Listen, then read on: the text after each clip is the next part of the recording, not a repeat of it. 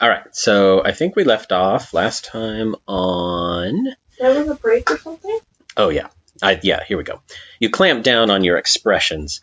The flower didn't have anything better to do than distract you. Instead, you pushed his stupid ideas away and thought about what to do next. The pool of sunlight shifted from the golden flowers and along the cave floor. The air started to cool. Your back felt really sore from sitting hunched over on the cave floor, but you stayed put, not wanting to lose your place. You only had so much time before Toriel figured out you weren't coming home and used her mom sense to track you down. Once that happened, she would never let you out of her sight, and you might never get another chance to try this before messing with saves got impossible. TV static. You almost missed it, since your hand had been soaked in it for longer than you wanted to think about. Tracing your fingers back, you found the strange place that had more of that weird tingling static. Bingo. Azrael's. You smiled a little bit. What are you laughing at? You think this is funny? You think sitting in a hole staring at nothing is funny? He reached his leaves out and made strangling motions at you. Beside the save, you felt another object with that weird static. One of those had to be the reset, and the other was the save file. You poked each of them. One was soft, like a butterscotch pie. The other one was a little bit firmer, like a butterscotch pie left on the floor all night. An apt description. You reached into Azrael's reset. The old computer monitor fuzz feeling got stronger. So much for the easy part. You reached further inside, groping around the underground an inch at a time. But you knew what Azrael felt like now, and you had a good guess of where he was. So slowly you reached out of the ruins. You got a little lost at one point and felt your way over some monsters catching bugs by the water, so you had to backtrack. Even as Flowey made more fun of you, you pressed on. As you passed Hotland, you weren't sure what would happen if you touched the lava inside a reset file, but you figured it wouldn't be anything good. You made sure to be extra careful. It took forever, but you finally managed to feel your way into New Home. After feeling over lots of sickly, sticky, slimy things, you found the gates that led out through the barrier. You pressed against the barrier that kept the monsters in, but it had no give at all. No surprise there. Your saves ended at the barrier, so his reset probably did too. Sweeping your touch down along the floor, you felt all over for Azrael. You didn't find him. For a moment, your heart tightened. Were you too late? Had he already died when the reset formed? Part of you wanted to give up. Mostly your rear end, since you had been sitting on the stone floor for hours. But you knew this was your best chance, and you figured you were in trouble with Toriel by now anyway, so there was nothing to lose. Feeling frantically around the smooth stone floor, you didn't find any trace of him. Then you took a deep breath. You didn't come this far just to give up. You searched inch by inch, fingers splayed for any hint. Finally, you found a fuzzy, floppy something. It felt a lot like the fuzzy somethings that flopped against your face when Toriel or Asgore leaned down to hug you. Sure enough, you felt the rest of his little goatee form. He was in bad shape. Torn cloth, fur clumped with blood. You winced. You weren't there. You couldn't hurt him, you told yourself. Feeling around him, you brushed by a faintest wisp of something rising off of him. Gripping onto it, your heart contracted with terror and expanded with hope. It felt more alive than anything you had ever touched. You had never really touched a soul before. Now you had. Ha! Your laugh echoed in the cave. Flowey bolted upright to stare at you. He looked too surprised to say anything. You had the kid's soul now. But pulling his body towards you, that would just have him dying in the present. That wouldn't work. But that's why you'd kept that save around all this time. With your other hand, you reached into your save. This one was easy. That's great. Well, not easy, but partial success filled you with determination. Plus, you were way more familiar with existences that were your own. Your fingers practically sprinted to the golden flower patch. You knew it by heart, by touch. Sure enough, a slightly tear-dampened goat kid stood there. He felt hollow and weird, but perfectly real as you snagged him by the shirt. Are you smiling? The sneering flower stretched out of the ground to hover in your face. Since when can you smile? Both hands clenched. You yanked hard. Your arm muscles trembled from the tension. Groaning, you dragged your hands together. A faint white fog swirled between them. The air popped around you as you tried to load parts of two different saves on top of one another, wind buffeting your hair. The black haze flickered in and out as you pressed your tired hands together. Chances there that this actually works. It repelled like two magnets, but you squeezed it closer, closer, even as leaves and dirt and candy wrappers blew around the cave to hit you in the face. An unseen force wrenched Flowey by the stem toward you. With a shriek of terror, he dove into the soil, only to be unearthed and dragged towards the orb. His vines blasted out of the dirt one after another, whipping back to the swirl between your hands. He wrapped his stem around a stone pillar. Ah! His leaves clutched at the pillar, his body stretching fully out of the ground now, straight into the space between your hands. What are you doing?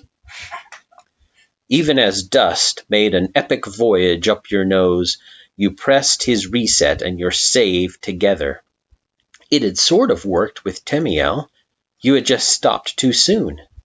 Well, actually right on time, considering that things went back to normal. And anyway, you would sit and do this 100 or 1,000 times if you had to. Failing didn't matter. Continuing did. Coming unwound from the pillar, Flowey's head snapped back towards the part of reality that you were breaking and fixing. His eyes blazed with fury, even as his voice broke with fear. You're so stupid! The mist started to collect into a short, goat-shaped person. You had this.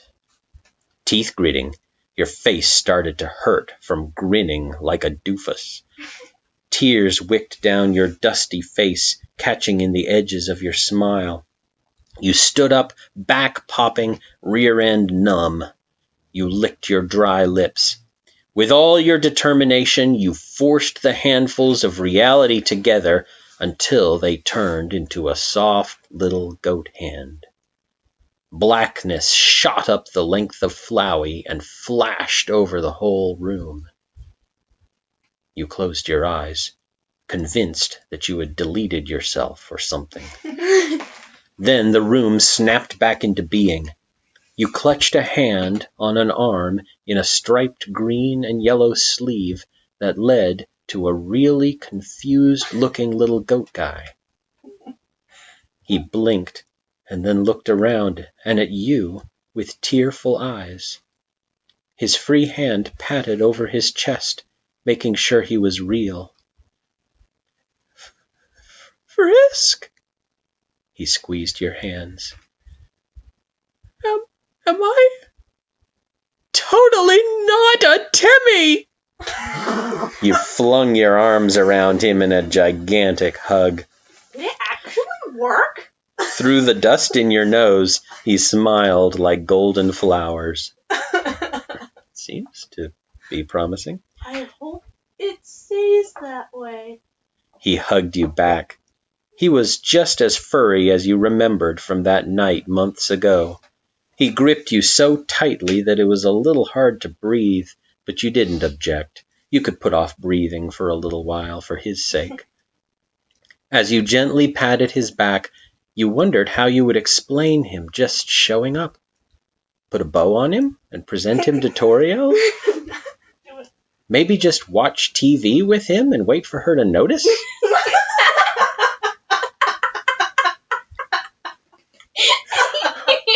There were plenty of options, and all of them were good. I want to hear some more options then. I'm afraid those are the only two presented, but We need some more. I like the TV one, frankly. Yeah, nonchalantly walk Hi, Mom. inside. Oh, hey. Yeah, Azrael. He's watching TV with me. Get Azrael to walk in the house as if nothing ever happened. Mm, Hi, I'm back. I'm hungry too. all of them good. Hey, do you have any pie? He nuzzled into your shirt. I'm sorry I was a jerk to you again when I was a flower. It's okay. You rubbed your palms on his back. I started tuning you out after a while. His big, sad eyes peered up at you. How long do I have this time? Huh? You pulled back a bit to study his face. He looked down, fidgeting his fingers together. Before I turn back into, you won't. You may have only figured out the rules today, but the rules of magic didn't just change. But I don't have a soul. He waved his paws at his sides, long striped sleeves flapping like some weird bird. A little laugh bubbled up through you. Sure you do. Worry widened his eyes. Whose? Yours? But whose was it before? He studied the fronts and backs of his paws as if they might not be his own. Where did you get it? Hold up. It could be Kara's, is that what you're thinking? I thought it was Kara's soul. Anyway. No, it's yours. You. Okay, you had to admit that wasn't the most helpful answer. From your save. Do you know anything about how grafting prune trees works? Muzzle slightly open, he stared at you. What? Never mind. It was just something Dad talked about today. You waved your fingers to shoo the topic away. Look, the important thing is that you're a monster again. You paused for a moment. No, calling him a monster was actually not mean. For good!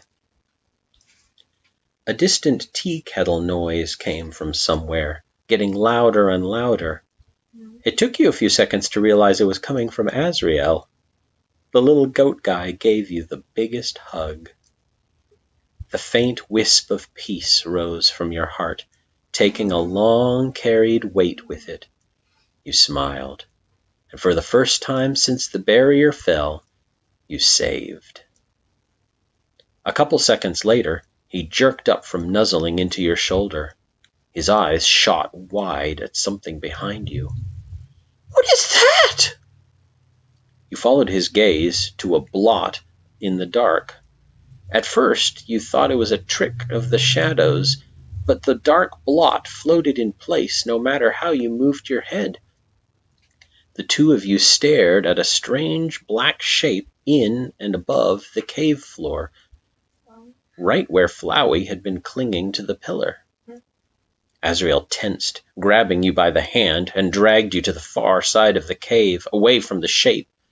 Before you could argue, he began emitting a soft moan of worry, never letting go of you. Seriously, Frisk, what is that thing? You squeezed his silk-furred paw, and then shook loose. Stepping closer carefully, you peered down at the unnatural shape. The rip in space-time hovered about a foot off the ground. About 6 inches across, it was pitch black, hazy, and faintly writhing. It positively drank up light. Before the goat could notice, you grabbed a stick from the cave floor and poked the spatial anomaly. The front part of the stick stopped existing. You studied it closer. A clean shear. Huh. You poked it with the stick a second time, just to be sure. Same result. It's like a hole, right where you were before I pulled you out of the save. You poked it with the stick a third time, just to be sure. You were going to need a new stick soon. You might get a new hand if you're not careful. Yeah. That didn't happen when I messed with the moss. Maybe it was because you already had a body? Oh my goodness! He lifted his sleeved-covered paws to his muzzle. Bringing me back punched a hole in reality! It's not a very big hole. You tried to comfort the kid as you tossed the remainder of the stick into the floating blackness. Maybe nobody'll notice. It's probably some kind of terrible doom hole that'll suck us all in. Azrael paced the periphery of the cave and freaked out. I'm too young to die! I'm only 20 seconds old! He hiccuped something between a hyperventilation and a sob. I'm not even trying to destroy the world this time, I promise! You knelt and studied the rip in reality for another second or two, then placed the watering can upside down over the top of it. It fit snugly. Grabbing an old napkin from... Over the top of... just propped it over top of the hole. What if he just reaches into his save and, pulls out something that was... Or reaches into something and pulls out the knot hole and puts it there. Oh, I'm sure this will work. All right. Grabbing an old napkin from the cave floor, you wrote Doom Hole on it and placed the note on top of the can. There! You turned, hoping that this would soothe the goat. The goat was not soothed. You can't just write Doom Hole on a watering can! He flapped his arms wildly, long sleeves fluttering. People are gonna look!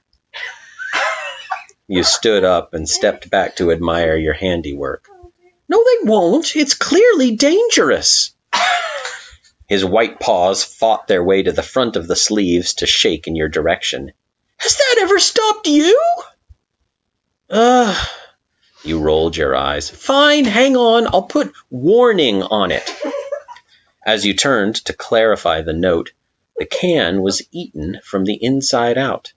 The blackness swelled outward, silent and writhing. You crossed your arms. Oh, hey, the doom hole is expanding. That is not good. The watering spout clattered to the cave floor, cleanly sheared off.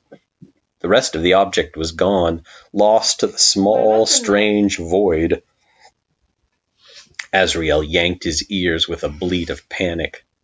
Relax! You placed a hand on his shoulder. We can fix it. Can we? He clutched your arm and looked to you with desperate hope. We better, you chuckled a little bit. Otherwise, Mom's going to get super mad. Mom! He started towards the rope you climbed down. We should go get Mom! What's Mom going to do, throw fire at it? You were pretty sure fire was not a solution for doom holes. She doesn't know anything about save states. Azrael gestured frantically at it, striped sleeves flying back over his hands. Yeah, like we know anything. We need an actual magician. No, we can't go get Mom. She thinks I'm at the library.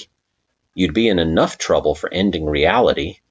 Best not to add to the list of infractions. Besides, the doom hole's getting bigger. Who knows how big it could get before we could bring her back here? He jabbed a claw towards the blocky object in your pocket. Just use your phone! Oh, I actually get pretty bad reception here. You pulled it out of your pocket and shrugged at the lack of a signal. We are inside a mountain. Azrael clamped shut his muzzle and bleated internally. You sighed. Look, I just smooshed your soul, mind, and body back into one piece so Mom and Dad could win another nose-nuzzling championship. You jerked your thumb towards the doom hole. I think we can handle this. Pure absurdity was what Azrael needed to hear, apparently. That soft and musical laugh came tinged with terror, but at least it made an appearance. You could get used to a laugh like that. You smiled a little. Okay, so how do we fix it? Azrael wiped his eyes, misted with mirth and misgivings. Go back to a save? I can't. I only have one save file, and I saved over it when I put you back together. You swept your bangs out of your face. Just use your save, but only pull that part of the room from it. My save? Why didn't he just do that? That's what I was saying. Because he saved it, but the doom hole was already there. Azrael's save. Well, but he can't get to Azrael's save now through his own save because he saved over his save. That's what I was saying. And his reset doesn't have... Wait, does his reset? Probably not. Yeah. I don't know if he could easily find that path again. Wait, if he put the reset, then the rope wouldn't be there, would it? I don't know. Who knows? Anyway, just use your save, but only pull that part of the room into it. My save? He stood within hugging distance of you. You have a save file and a reset, just like you did as Flowey.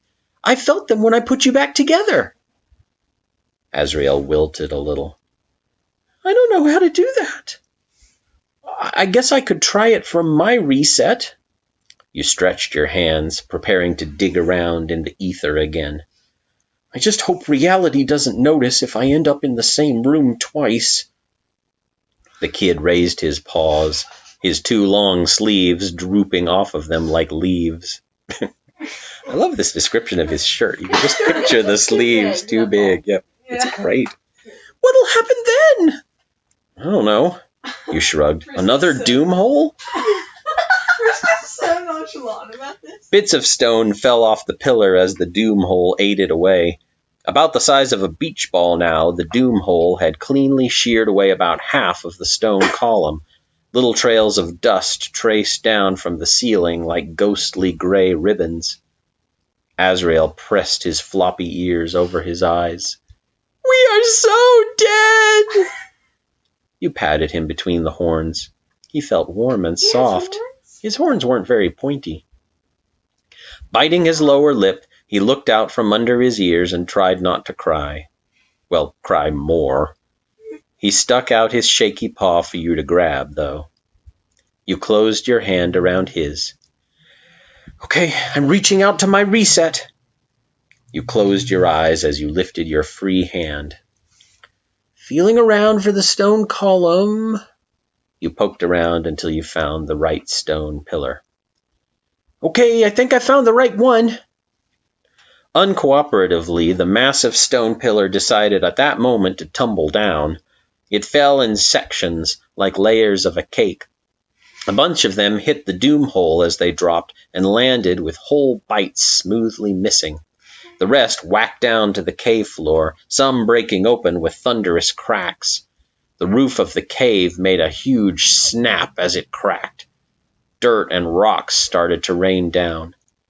Ah! Azrael grabbed you by the middle and dragged you back away from the collapse. With a grunt, you yanked the save towards yourself. Teresa. Blackness flashed across that part of the room. Your goat companion bleated in panic and clutched at you. He buried his face in your shirt. See? You dusted a little rubble from your hair. No big deal. No big deal? He unwrapped himself from you. Yeah, you just got to use only one part of the save. You shrugged at the column, which stood in place. Now it's your turn. What? He grabbed his own horns in despair. No way! What does he have to do now? You did it a bunch of times as Flowey.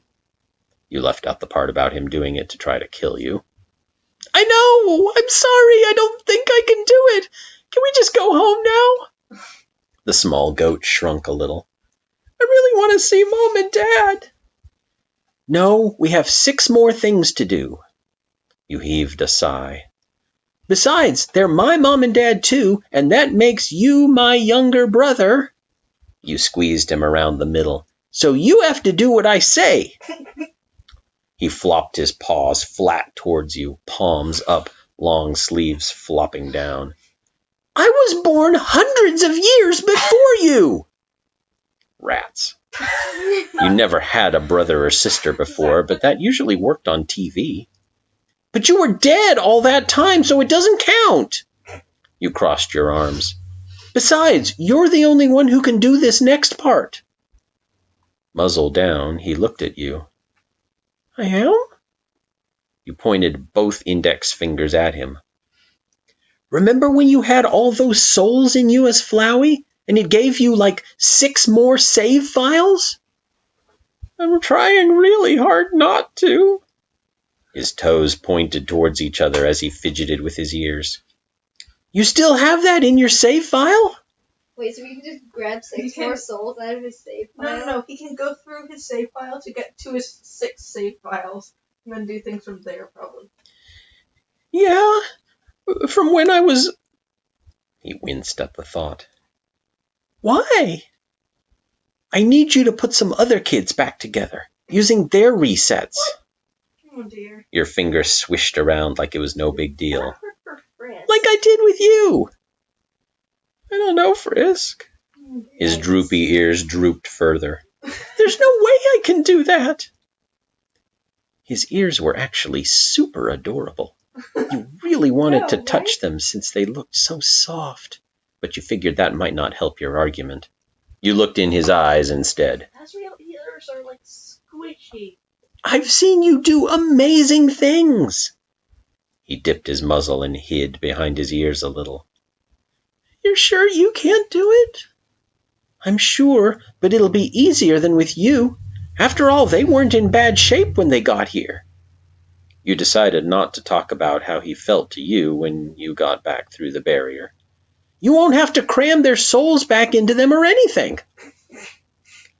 He rubbed his blunt white claws together. How do we get started? So I guess the doom hole's gone. Yeah. Wait, it is? Yeah, he fixed that. Standing at the entrance to the ruins, you waved to the group of 6 kids as they hurried down together from the mountain. Ow. Sorry, yeah. That actually...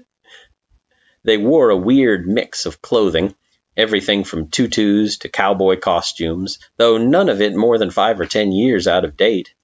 You had called Sans to have him wait in the road at the base. He was kind of a weirdo, but he would help them call their parents, since all their phone numbers they knew had changed. The skeleton had been happy to help. That guy was never up to much. Azrael stood beside you and waved bashfully. They were scared of me. You're a monster. You gave him a reassuring smile. We pulled them out of their resets so they don't remember monsters at all. Shoulders slouched, he looked at his feet.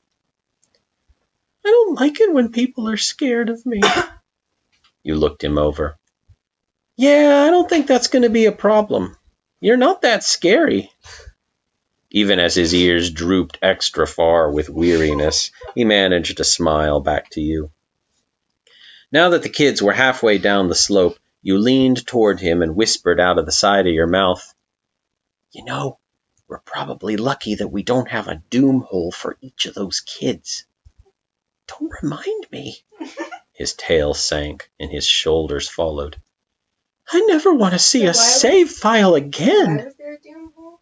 Because Flowey Flowey had already existed. Like he had a body, and then he just took the body out. Yeah. Just watch there be doom holes all over the underground that eat it. Am I gonna get Kara? Can they do that? Not really. Probably not. Sorry. What? Your save... Sequel needed. I'm sorry. We need a sequel. Isn't to this there a story. sequel, Daddy? Is there another? Oh wait. There is another story, but it does not involve Kara. We need a third sequel. I mean, a second sequel. This story was written like 4 years ago. Perfect. Then maybe they're not working on anything at the moment. Or maybe they've moved on from Undertale completely, and Oh. I don't know. But your requests have been noted, I'm sure. Oh, good. Well, will be, because Your save file felt impossibly far away now. Even if you went back into the underground, you weren't sure you could use it again. We probably won't. He watched as the kids vanished into the trees. How long since Mom called you? Don't know. You glanced at the setting sun. Hours, I guess? Guiding you by the shoulders, he nudged you a little further away from the hole above the ruins. You're not worried? You chuckled a little. Dad was covering for me." "My dad?" Ears swaying as he tilted his head, he looked at you out of the corner of his eye. "Why would he do that?" "I'm not sure," you shrugged. "But I think he knows what I'm trying." His eyebrows rose. "And he let you do it?" You thought back to his quiet anxiety when you told him you were going to Mount Ebott. He hadn't tried to talk you out of it, though he had told you to be careful and how much he cared about you. "He feels bad. He never wanted to hurt anyone. All he ever wanted was to be with you and Mom." You stretched your sore body. "Plus, I didn't give him all the details." Azrael looked up at you again. "Because it was really dangerous. Because he doesn't know what a save is, and he would have thought that I'd gone nuts." You rubbed the dust from your eyes, but couldn't do much about how tired they felt. "Besides, he would have cracked and then told Mom everything." A small smile took root on his muzzle. "We should go home, wherever that is now." He looked down the valley. "Mom is probably worried." You pulled the phone from your pocket. Since the phone call, it had a dozen messages, all from Toriel. You had texted back every time, so she knew that you were okay. Up until you'd gotten the last missing human back, you hadn't told her where you were. Her only reply since then had been, "Stay there." "She's coming to get us." You took his paw. "So I think I've got about 5 minutes before I get grounded for life." With a chuckle, he squeezed your hand. He looked out at the horizon. "The sky is really pretty. All this time, I never forgot what it looked like." Still holding hands, the two of you watched the sunset melt into a fading glow. Eventually, he sat down, cross-legged before you. You knelt beside him. It felt weirdly comfy sitting with him, like you had done it forever. "So, there is one other thing." His eyes turned to you, his face lit up in every hue of the setting sun. "What?" You felt kind of goofy asking, but you had done a bunch of crazy things already today. "Is it okay if I touch your ears?" He straightened up in an instant and then blushed a little bit. "Sure." You touched his fluffy goat ears. Super soft and warm in the cooling air, they filled you with determination, even as he let out a shy squeak. Maybe especially then. You want to see a picture? Are always great. Great. That Long makes sense floppy now. ears are definitely a must for any Azrael. Mm-hmm. You heard Toriel before you saw her. Sticks snapping underfoot, leaves rustling. Breathless bleats of impatience filtered through the underbrush. A slight shake of the bushes was your only warning before she popped out of the brush. Nostrils flared with effort, arms pumping with effort, she chugged up the rocky slope. Asgore emerged from the tree line a few seconds later and leaned against a tree several yards back. "Young one!" Waving to you, he shouted between gasps. "She is too fast! She power-walked up the mountain!" Seeing you, she broke into a flat-out sprint. Then, about 30 feet away, she slowed again, her gaze locked on Azrael. Her eyes turned to you, brimming with questions. You shrugged. Upon reaching you, she fell to her knees and pulled him into a desperate hug. Azrael bleated with relief into his mother's shoulder. Even muffled through her heavy purple robes, the kid had some serious crying power. It echoed down the mountainside and down into the ruins. She clutched him to her chest. Tears streamed down her face. Catching up at last, the larger goat knelt, still only at eye level to you, and wrapped them both in an enormous hug. When they have seen the kids if they were coming up the mountain? Wouldn't they have passed the kids? I don't know. Who cares? It's fine. He started crying too. Maybe it was a goat monster thing. Toriel tensed for a moment, but made no move to push his arms away. You crossed your arms and watched quietly, not wanting to ruin the moment. With a teary smile, Azrael stuck his small white goat paw out from the tangle of hug towards you. A slow grin spread across your face as you really carefully took it, like it was the most important thing in the world, and let him pull you into the hug. Toriel and Asgore wrapped their arms around you too. Long moments passed in a crush of fluffy affection. Surrounded by a bunch of crying goat monsters on a mountain in the dark might not sound great to someone else, but your heart soared in your chest. It felt good, like that's where you were supposed to be. Caught up in the emotion, you wiped your eyes on Asgore's floral print button-up shirt. He didn't seem to notice. Finally, once everyone had cried all over the place, Toriel pulled back just a little bit and rested her muzzle atop her son's head. She looked at you. "But how is this possible?" You shrugged. "Oh, we kind of broke reality a little bit." Azrael grabbed her robes. "We fixed it, though! Please don't ground us!" That's the best thing. Well, yeah, it's important. Kind of broke reality. Toriel laughed as she wiped her eyes. "Very well, my children, but don't think that you can escape being grounded every time one of you is resurrected."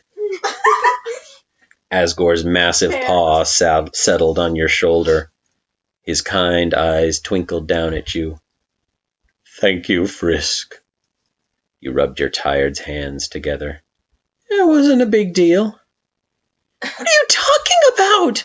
Azrael popped up in his mother's arms. "You could have died or been erased from existence." He looked up at his parents. "It was really brave, and that was almost before we got sucked into the doom hole." Toriel's eyebrows went up. "Doom hole?" He turned his muzzle up to face hers. "And we would have been down hours ago, but we had to save the other children." She blinked. "Other children?" Panting, Asgore padded up to her. "The ones who took the other trail down. The humans who fell into the underground, if I am not mistaken. The ones that I..." He wrung his great paws. "Seeing them gave me hope that Frisk had succeeded." He gave you a misty-eyed and grateful smile.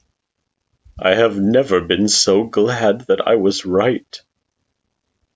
"You!" Still clutching you and her son, she turned to poke a claw at Asgore's chest. "You knew about this?" A whine escaped his closed muzzle as he tried to look anywhere but at her. "I did." "You didn't want to help me paint my snail figurines at all!" She squeezed both of you tighter in a one-armed hug. "You were helping to risk my child's life!" Asgore squirmed his huge body. "That's not fair. I love your painted snails. Besides, your houseplants were in terrible shape, and I was supposed to stop the child who has unique magical powers from trying to correct my most tragic mistake?" After a moment's reflection, Toriel crossed her arms, though the slightest hint of a smile crept onto her tear-streaked muzzle. "You and I shall talk about this later." She turned back to you and Azrael. "For now, I think it is best if we go home. You'll both catch a chill out here." "Home." The kid wiped his eyes with his sleeve, which seemed a losing battle. "Okay." She took him by the paw. Holding her breath, she made a gesture with her other hand. Bright white flame flared to life in her hand, almost blinding in the blue dusk. It lit up the path down the mountain, floating just above her clawed fingertips. She glanced to you and then to Asgore. "This way." In the middle of your first step to follow them, you were lifted off the ground. Asgore's strong arms held you to his chest as if you didn't weigh anything at all. He smiled down at you, the firelight glinting off the moisture of either side of his muzzle and in his beard. He took big, careful steps down the slope. An unfamiliar rush of heat flooded your face. You weren't used to being carried. In the dim glow of your bedroom nightlight, the heavy outline of Asgore sat on the floor, slouched against your bed, snoring faintly. Breathing evenly, the robed form of Toria lay against him. After everything that had happened today, neither of them could bring themselves to leave. You lay in bed, just watching them. You'd never seen them this close before. At least, not when they weren't being crushed by the same magic vines or something. You tried to be really quiet, not wanting to wake them up, worried that it might break the spell. A soft voice cleared its throat behind you. "Frisk?" You rolled over quietly. "Yeah?" The kid lay curled up under the blankets with you, wearing your spare dinosaur print pajamas, more securely tucked in than you thought possible. "Why did you do all this?" He hugged your still pretty new teddy bear. "To put us back together, I mean?" After thinking for a moment, you whispered, "'Cause you're good?" You squirmed, not sure how to explain it. "You were only messed up by a mistake." He nodded. "And you're pretty good at fixing mistakes." You shrugged. "Plus, you told me to take care of your mom and dad." His muzzle pressed to the back of the teddy bear's head. "And that means taking care of me?" "Well, yeah." Pride swelled in your chest. Belonging, too, which was still an unfamiliar feeling. "I guess that's fair, 'cause I'm going to take care of you, too." He reached out a paw across the bed. You took it. "Deal." With your free hand, you mussed his ears, then noticed a delicate scent clinging to your fingers. "Are you still supposed to smell like flowers?" His eyebrows rose with concern. You stuck out your tongue. His quiet goat giggle filled you with determination. And that's the end. That was good. How many I kudos just does it admire have? that plan actually worked on the Yeah. second try. Yeah. Most of the way. How many kudos and comments does it have? He actually Lots. pulled Azrael out of thin air. I'm sure He it's got did. lots. That's great. It doesn't give me the yeah. full amount, but it's like 4 rows of kudos and 20 comments. That is a lot. Yeah. It was a great story. It was a lot of fun. I still think they I'm should guessing go and one check by to see if one- there are any more doom I'm holes. guessing 1 by 1 has 4 rows of kudos too. Well, at least. it goes like 4 rows of kudos. You and then can't just says, really be and then comparing up. things to 1 by 1. That's Yeah. that's a little- standard that no human being can achieve, except Courier knew. But Yeah, but I mean, you've got all letter kinds of tags. great. You've got all kinds of tags like Doom hole? cute, love, pacifist route, sweet, goat mom is best mom, video game mechanics, hugs, happy ending, saved Azrael Dreamer, illustrated, pacifist Frisk. Frisk is a sweetheart, furry, fix it, everybody lives. Doom hole. Doom hole should I really like the part where Frisk is just like, okay, here, write doom hole on a napkin and fix it. Yeah, you can't just do that. I love that. People are gonna look. All right, I'll put warning on it. What happened to the napkin? I'm pretty sure it got sucked into the doom hole. Deleted itself. What happens if you fall into a doom hole? You don't get deleted. I mean, if Probably you like just stuck your get. head in, you would die because Yeah. your head wouldn't exist. Yeah. But like, what if you like the entire doom hole and you like fell into it? You'd Then probably you'd be probably- deleted You'd probably meet millimeter by Dr. millimeter. You'd meet Dr. Gaster or something I think you'd just be doomed. in a hole. You would just be. Would It would just like, be unreal. deleted? Is Yeah. there a tag of Doom hole? Yikes. There should be. There is not. We request it formally. Yeah, that was really formal. Oh, and we definitely would Well, like you could Kara have to be saved too. Yeah, well, if you can only have one of those, what do you want? Kara? To be safe? Yeah. Not the Doomhole tag? We'd rather have both since it's could- not very hard What? to Kara find is- a tag. What happens if the Doom Kara is the doom hole. What happens if What? the Doom Hole eats itself? Yeah, sort of like the Yeah. no, wait, what? I think the doom holes would just merge together. That's like, I still want to know, did Frisk accidentally get Kara's soul and Azrael's body? No. Rats. No, I mean, I would say it was... Yeah, I think Kara's it worked. soul. I'm pretty sure it was Azrael's soul. What if... No word on what happened to Kara's soul. Because it hasn't happened yet, but fortunately that next sequel that he's writing is Yeah. going to cover all this. I'm sure. Yeah. September wait to see. 18th, 2016. So, you know, you never know.